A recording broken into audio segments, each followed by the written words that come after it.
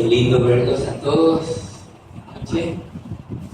Y realmente es cierto que extrañamos a unos cuantos, pero así y todo, damos gracias a Dios porque podemos estar en su casa, porque hemos podido apartar este tiempo de modo que Él reciba nuestra adoración, que Él reciba realmente aquello que hay en nuestro corazón para Él.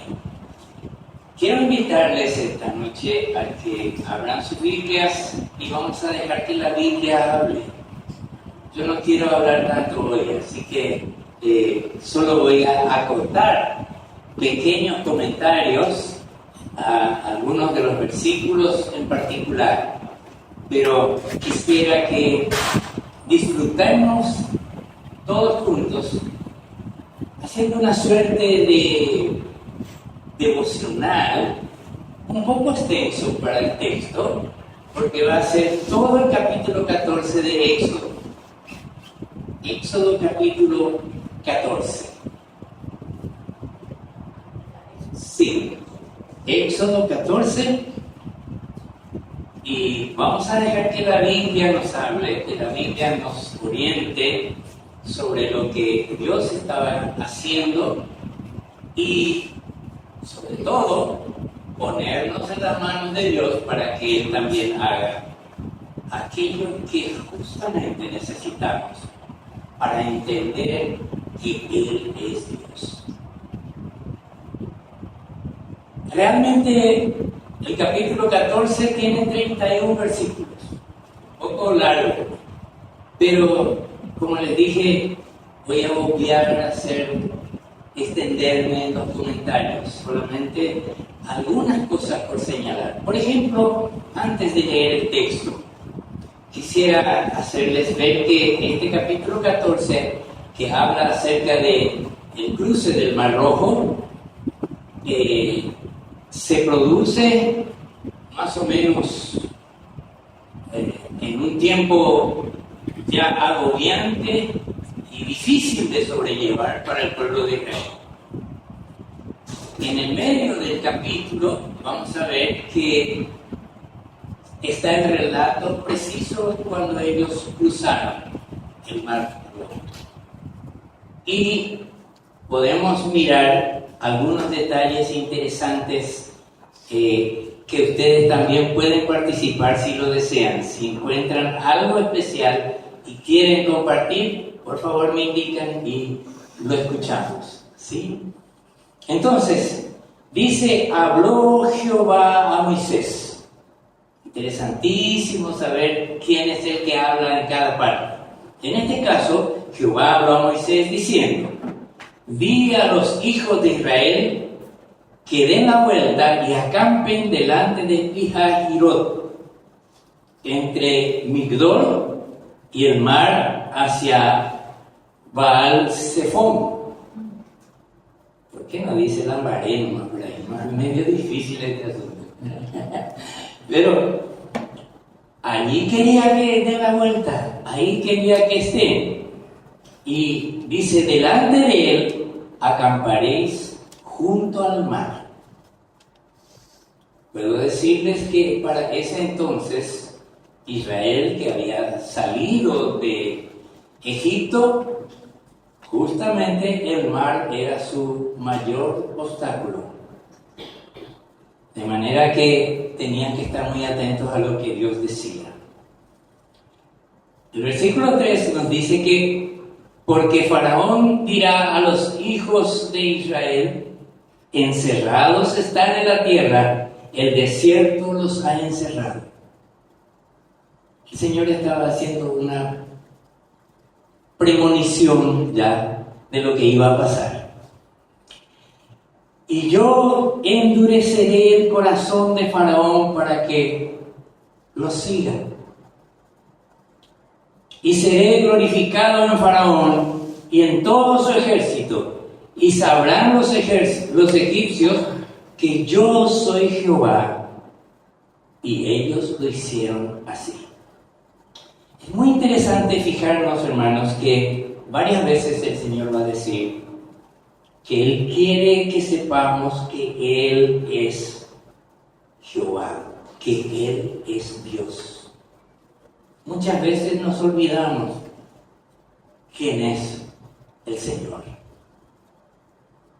Nos olvidamos en momentos de crisis, en momentos de dificultad, en momentos de algún susto grande por allí.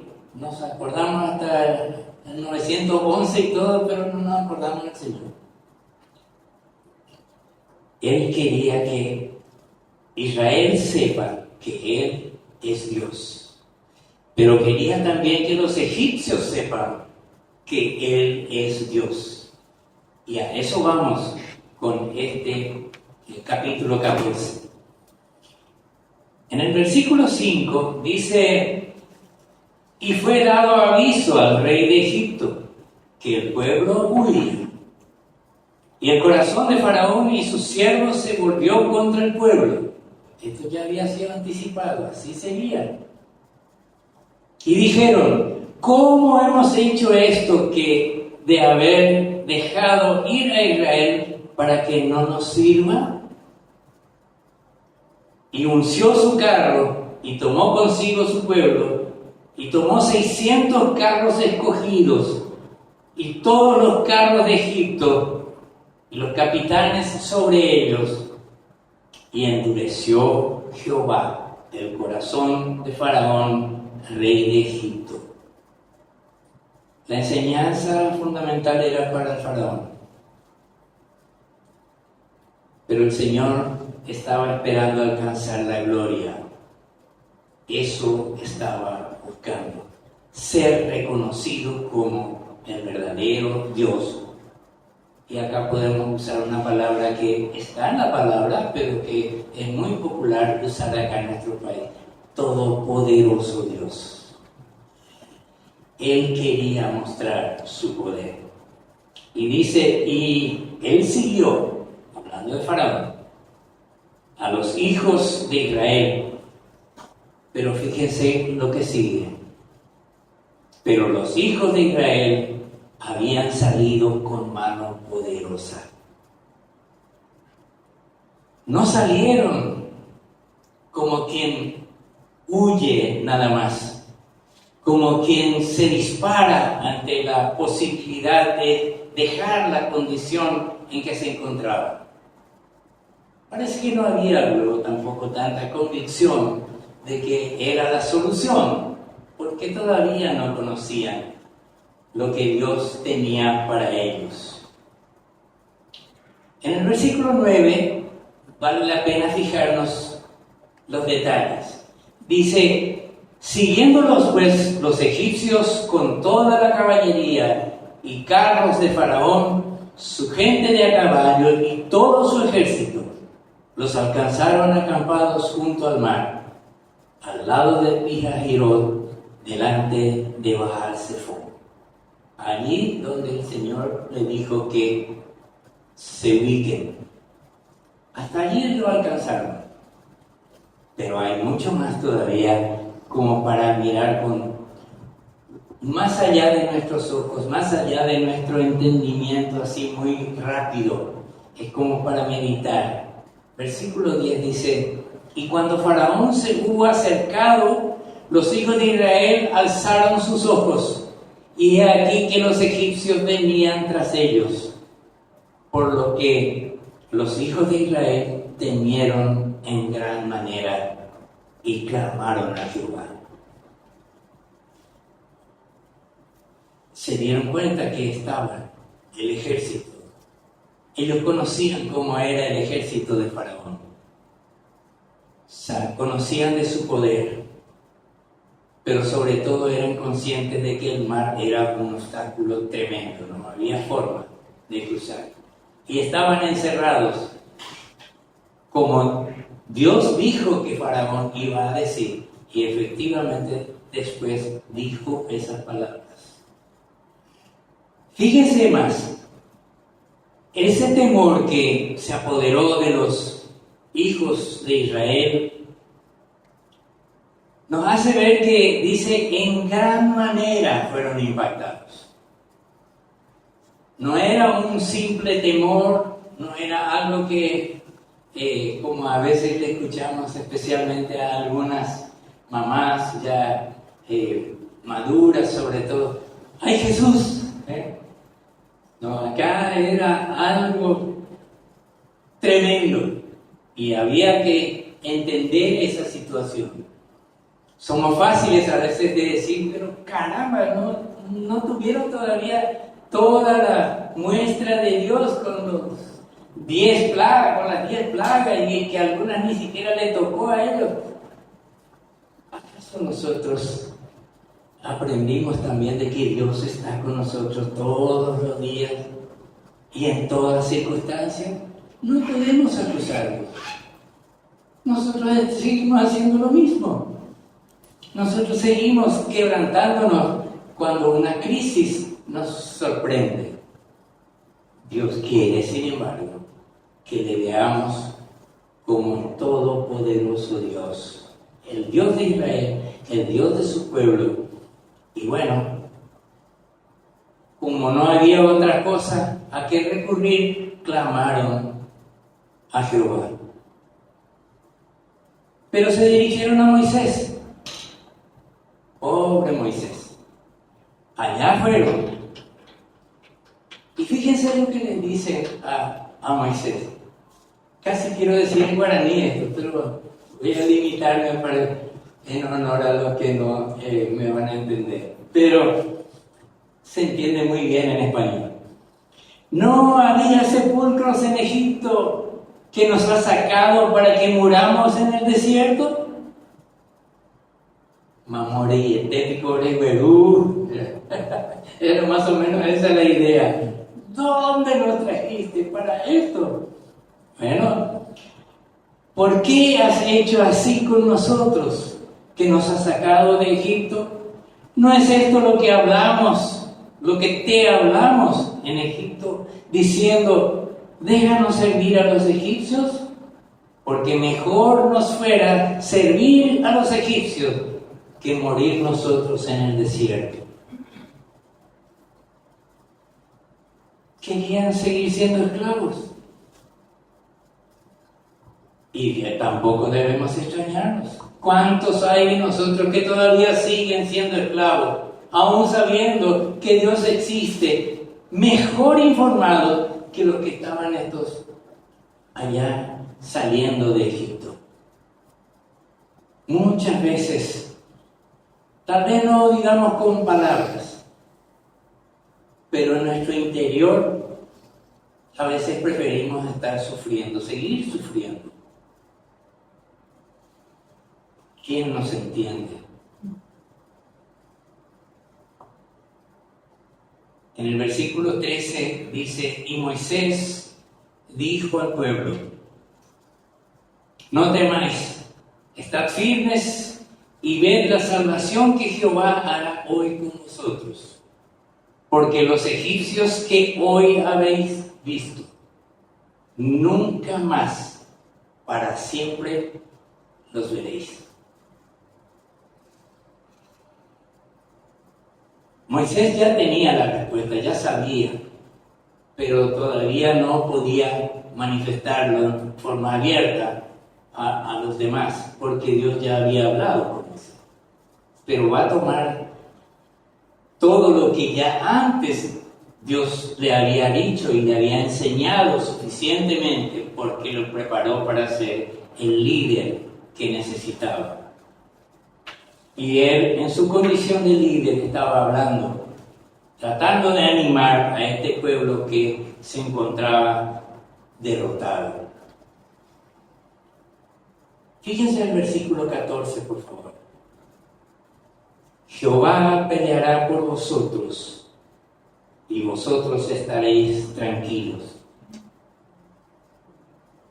¿No escuchamos alguna vez como respuesta a nuestras oraciones que Dios nos habla en estos mismos términos? Dios habló claramente para Israel muchas veces y ahora les estaba recordando a través de Moisés. Entonces, Jehová dijo a Moisés, ¿por qué clamas a mí? En realidad, los que habían clamado parece que eran era el pueblo, no tanto Moisés, pero como le pidieron, él también accedió a clamar a Dios. Y hay un pequeño regaño ahí. Fíjense lo que sigue en la segunda parte del versículo 15. Vi a los hijos de Israel que marchen. Maravio Yushe. Ya le di la dirección, ya les dije lo que tenían que hacer. Tengo hasta pejoños de eso es lo que tenían que hacer. Sigan adelante. Pero está el mar, pero está ahí, allá vienen los otros. Siempre vemos como los gigantes que están aquí, allá, al otro lado y allá también. Cuando Dios nos dice, marchen, tomen coraje. Yo les estoy diciendo, pero necesitamos conocerle a Él como el Dios verdadero, el Dios todopoderoso. Mientras que eso no se instale en nuestro ser, en todos nuestros pensamientos, vamos a tener dificultades, vamos a tener luchas, y el enemigo va a aparecer como un poderoso gigante. Así venga vestido de un alacrancito, así todo le veremos como un gigante, porque la falla está en nosotros. Esto es lo que le pasó a Israel. Pero fíjense más. Dice en el versículo 16, aquí está el regaño. Le dice a Moisés, y tú, alza tu vara. Ella pula y aprende. Haceme lo que te dije. Alza tu vara y extiende tu mano sobre el mar y divídelo. Ya le digo, pues. Ahora le recuerdo otra vez. ¿Cuántas veces nos habrá dicho a nosotros también? Da un paso al frente. Toma confianza. Cree. Acordate de la última vez que te socorrí. Yo también estuve allí. Pero a veces todavía Dios tiene que decir, ya te dije. Obedecer, hermano. Es sencillo. Hay que ir a la práctica. Dice, ¿por qué están viniendo a mí? ¿Qué pasó? Di a los hijos de Israel que marchen. Y tú alza tu vara y extiende tu mano sobre el mar y divídelo. Y entren los hijos de Israel por en medio del mar en seco.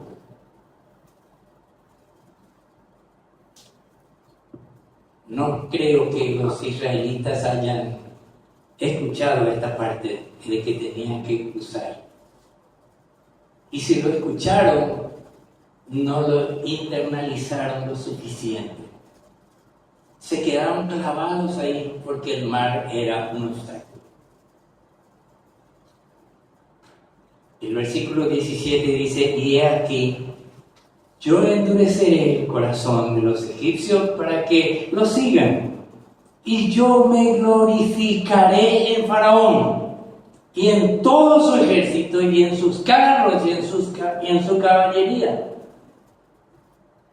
Esto hay que leerlo de corrido, sin parar, para que tenga sentido. Entonces, vuelvo otra vez, versículo 16. Y tú, Moisés, alza tu vara y extiende tu mano sobre el mar y divídelo y entren los hijos de Israel por en medio del mar en seco. Y he aquí yo endureceré el corazón de los egipcios para que los sigan.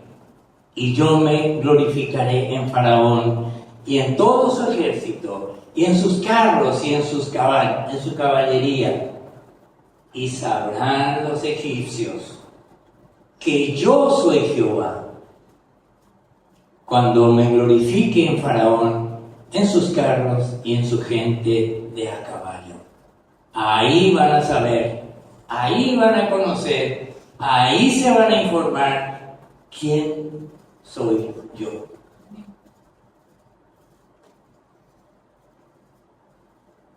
Los versículos 19 y 20 nos sitúan en una posición muy interesante para ver siguen los acontecimientos. Y dice, y el ángel de Dios que iba delante del campamento de Israel, se apartó e iba en pos de ellos. Se mudó de lugar. Y dice más, y asimismo la columna de nube que iba delante de ellos se apartó y se puso a sus espaldas. ¿Qué habrán pensado ellos? Le venía acompañando de una manera, de pronto ¡pah!, se cambia en el horizonte las cosas. Y bueno, allí estaban. Iba entre el campamento de los egipcios y el campamento de Israel. Se puso en medio el ángel y también la columna de nube. Ahí cambiaron las cosas para los egipcios. Fíjense, dice, iba entre el campamento de los egipcios y el campamento de Israel, y era nube y tinieblas para ellos. Y alumbraba a Israel de noche, y en toda aquella noche nunca se acercaron los unos a los otros. ¿Estaba orando Dios? ¿Estaba actuando realmente el Señor? Muchas veces el Señor actúa en medio de nuestra crisis. Y estamos tan metidos en el embrollo que a lo mejor nosotros mismos creamos que no le vemos actuar a Él. Y eso va en detrimento de nuestra fe, de nuestra esperanza, de nuestro estado de ánimo, y decaemos por completo. Y por ahí si alguien nos pregunta qué te pasa, no, estoy con depre. ¿Qué pasó? Bueno, nos olvidamos, le dejamos en algún lugar al Señor y no le dejamos actuar. Fíjense el versículo 21, por favor. 21 y 22, para leerlo juntos. Y dice, y extendió Moisés su mano sobre el mar. E hizo Jehová que el mar se retirase por recio viento oriental toda aquella noche, y volvió el mar en seco, y las aguas quedaron divididas.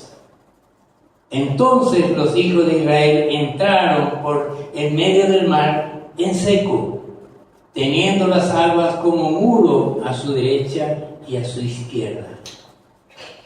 Toda una noche les costó el cruce.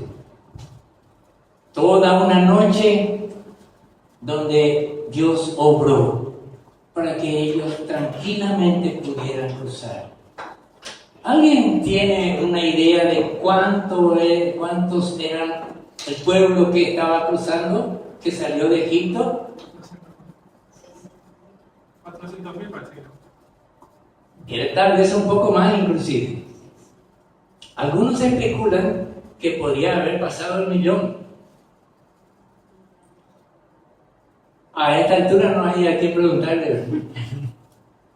Pero lo sabremos, lo vamos a saber, porque ellos ya están donde nosotros vamos a llegar. Lo sabremos y todavía allí cantaremos al Señor. Porque allí es donde vamos a adorar. Entonces, no se preocupen por ese detalle. Quería adelantarme nomás porque a veces cuando le cuento a mi señora algo de un accidente por ahí que pasa, me hace la pregunta más insólita que no tengo respuesta y salgo rajando de ahí. A veces ni completo la información. Me pregunta, ¿cuántos estaban adentro? No sé. ¿Cuántos eran? Había mujeres, había niños. No, pico 6 patas. Entonces, a veces nos perdemos mirando pequeñeces. En este momento, es importante saber cuántos eran. Eran muchísimos. Y así todo, cruzaron toda una noche el mar en seco, así como el Señor les había predicho ya antes. Y siguiendo los egipcios, versículo 23 y hasta el 25, entraron tras ellos hasta la mitad del mar, toda la caballería de Faraón, sus carros y su gente de a caballo. Aconteció a la vigilia de la mañana que Jehová miró el campamento de los egipcios desde la columna de fuego y nube, y trastornó el campamento de los egipcios, y quitó las ruedas de sus carros, y los trastornó gravemente. Entonces los egipcios dijeron: huyamos de delante de Israel, porque Jehová pelea por ellos contra los egipcios. Hasta los egipcios ya se dieron cuenta quién era el que estaba sosteniendo toda esta cuestión. Y caramba, el pueblo de Dios ahí estaba con sus luchas.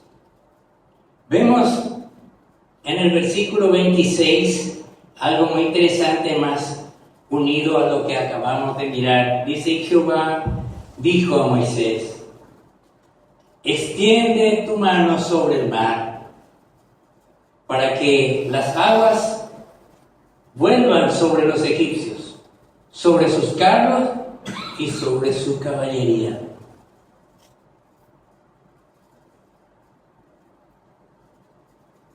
Me voy a glorificar en Faraón, con sus carros, con su ejército. Ahí está. Ahora Moisés nada más tenía que cumplir. Entonces Moisés extendió su mano sobre el mar, y cuando amanecía, el mar se volvió en toda su fuerza, y los egipcios al huir se encontraron con el mar, y Jehová derribó a los egipcios en medio del mar. Y volvieron las aguas, y cubrieron los carros y la caballería, y todo el ejército de Faraón que había entrado tras ellos en el mar. No quedó de ellos ni uno solo. A veces queremos dejar uno para muestra, ¿verdad? Así somos. Pero Dios dijo: no, todos. Y los hijos de Israel fueron por el medio del mar, en seco, teniendo las aguas por muro a su derecha y a su izquierda. Así salvó Jehová aquel día a Israel de mano de los egipcios. E Israel vio a los egipcios muertos a la orilla del mar. Y vio Israel aquel grande hecho que Jehová ejecutó contra los egipcios, y el pueblo temió a Jehová, y creyeron a Jehová y a Moisés, su siervo. El Señor, nuestro Dios, cumple, no falla. Entonces, ¿qué tenemos que sacar en conclusión de esta historia conocida, pero a veces no miramos los detalles o nos olvidamos de haber leído la última vez que lo leímos? Pero esos pequeños detalles nos hacen ver que ellos realmente podían haber estado muy quebrantados, porque es cierto, lo primero que dijo Faraón cuando se enteró es: no, tranquilo, no vamos a encontrarles allá. Ellos están atrapados, ellos están encerrados. Faraón conocía muy bien la geografía del lugar, pero se equivocó de medio a medio. ¿Cuántos más no se irán a equivocar cada vez que vayan contra el pueblo de Dios? Hermanos, quisiera animarles a que tomemos otra vez después en algún momento y volvamos a anotar, tal vez versículo por versículo, algún otro detalle que se me haya escapado. Puede ser que haya muchas cosas más para hilar en este pensamiento que encontramos un relato. Este parece un acta notarial, tan preciso y detallado. Parece el relatorio de un... no, acá hay personas que tienen urticaria en la asamblea. No, pero es tan hermoso mirar. También dice que los médicos cirujanos tienen un escribiente al lado y él va detallando. Y cuando alguien dijo una vez en una clase de derecho, el profesor alemán, muy bueno, pero a veces cuando le salíamos con alguna cosa de esas paraguayadas medio que reaccionaba, ¿verdad? Entonces él preguntó: ¿ustedes saben por qué el médico le va dictando qué instrumento está usando, qué paso está dando? Y nadie decía nada, y de repente él dijo: les estoy preguntando ¿por qué les parece que toman nota? Y alguien dijo, parecía una disparatada, pero era la realidad. Para tener anotados todos los instrumentales que usó y no se olvide de alguno adentro. Y nos reímos todos. Y él dijo: ¿de qué se ríen? Esa es una de las funciones. Bueno, los detalles, ¿no? Les animo, hermanos. Estamos pasando por momentos de dificultad. Nuestro mundo está dado vueltas. Ya conocemos la canción del mundo del revés. Parece que vamos a aprenderlo de memoria en este tiempo. Y nos reíamos hace un rato pensando, haciendo una broma. Le dije: les pido permiso, ¿puedo decir un chiste medio argeladito? Nélida llegó con los equipos del PCR. Y entonces dije: nosotros también vamos a hacer como Maduro, vamos a festejar ya en octubre.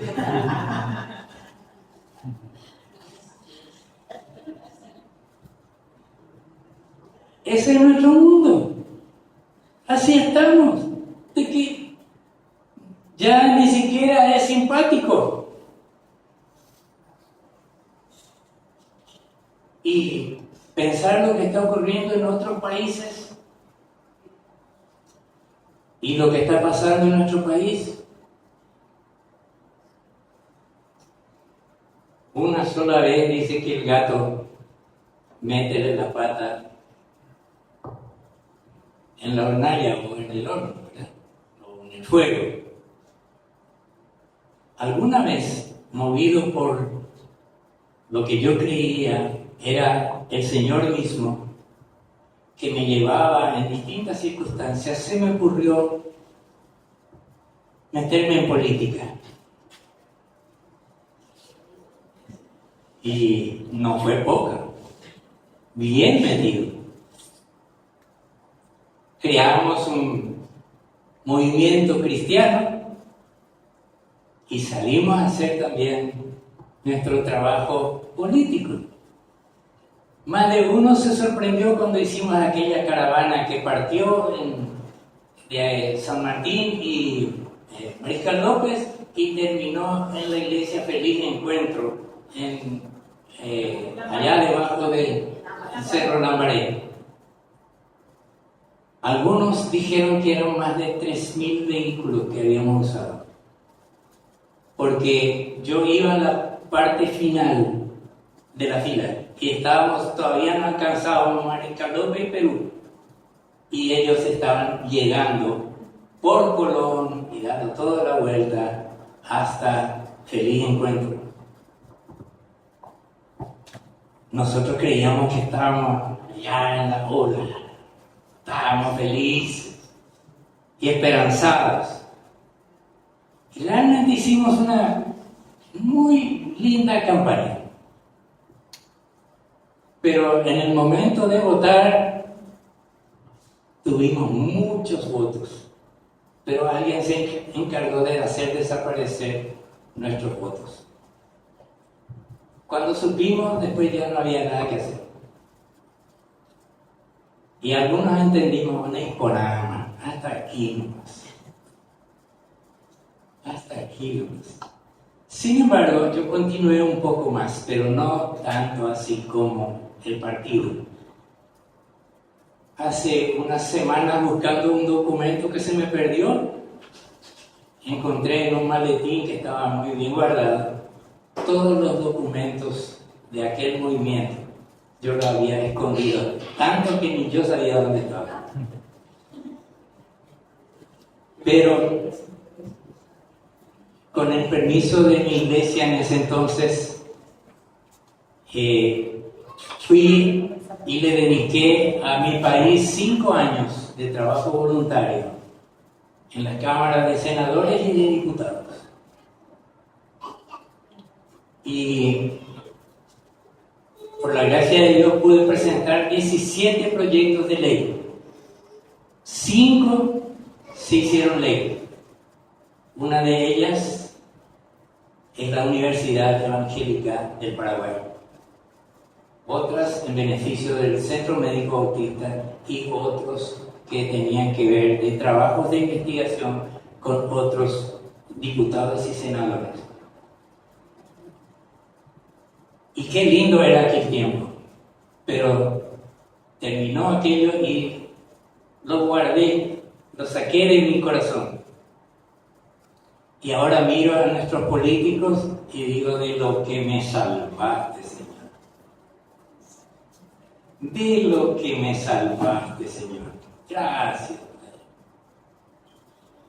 Las metidas de pata a veces enseñan también, ¿verdad? Y volviendo para terminar con nuestro texto, Dios nos dijo ya quién era. Hace rato, ¿verdad? Pero Él quiere que le reconozcamos como el Dios verdadero, el Dios todopoderoso, el Dios que puede obrar. Y si es en favor de su pueblo, liquidar a tantos de una sola vez, para que Él sea reconocido como ese Dios que quiere ser para nosotros.